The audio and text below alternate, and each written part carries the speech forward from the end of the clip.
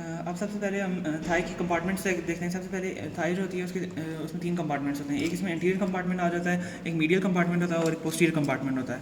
अब interior compartment में सबसे पहले जो हम मसल्स पढ़ते हैं उनमें एक तो ये मसल आ जाता है जो कि सोएस मेजर मसल होता है, और ये जो इलियक फोसा से राइज कर रहा होता है ये इलियकस मसल होता है। ये जो मसल जो है जो पेरिनियम होता है वहाँ पे सेपरेट मसल्स होते हैं, लेकिन जब ये थाई में एंटर करते हैं तो ये कन्वर्ज होकर जो फीमेल का लेसर ट्रोकेंडर होता है उस पर इंसर्ट करते हैं।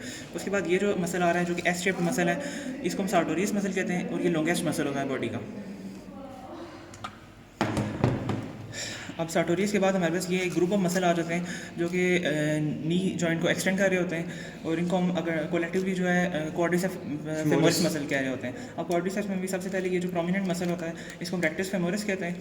अब रेक्टस फेमोरिस के लेटरल साइड पे जो मसल होगा इसको वेस्टस लेटरलिस कहते हैं, और जो मीडियल साइड पे होगा इसको हम वेस्टस मीडियलिस कहते हैं। अब जब रेक्टस फेमोरिस को जब हम कट करते हैं तो इससे नीचे जो मसल हमें नज़र आ रहा होता है, ये जो मसल नज़र आ रहा है इसको हम वेस्टस इंटरमीडियस मसल कहते हैं।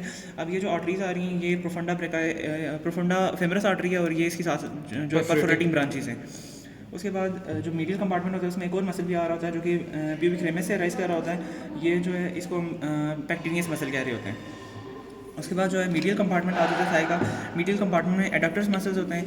अब ये जो सुपीरियर मसल है इसको हम जो है ग्रेसिलस मसल कहते हैं। उसके साथ ग्रेसिलस के साथ ये जो मसल आ रहा होता है इसको हम एडक्टर लॉन्गेस्ट मसल कहते हैं। अब एडक्टर लॉन्गेस्ट मसल के नीचे ये छोटा सा मसल होता है जिसको हम एडक्टर ब्रेविस मसल कहते हैं।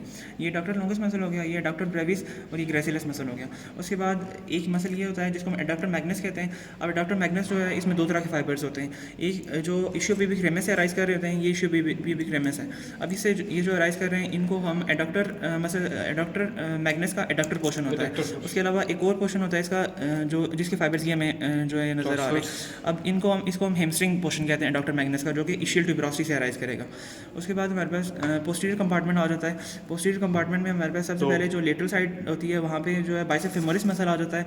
बाइसेप फेमोरिस जो है इसके 2 हेड्स होते हैं, एक ये लॉन्ग हेड जा रहा है, और ये इंफीरियर साइड पे जो कि फीमेल से राइज कर रहा होता है ये इसका शॉर्ट हेड होता है, और ये जो है ये टिबिया के लेटरल कॉन्डाइल पे जाके इंसर्ट कर रहे होते हैं।